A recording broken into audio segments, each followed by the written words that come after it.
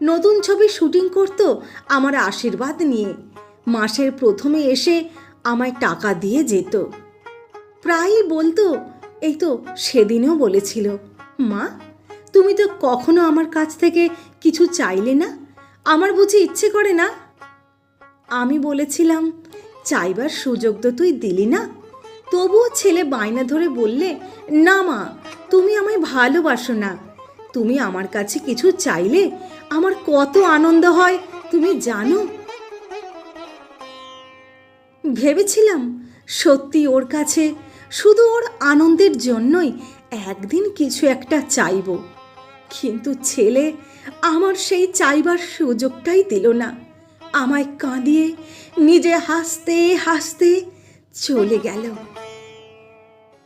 কথাটা শেষ করতে পারলেন না চপলা দেবী। ডুকরে ডুকরে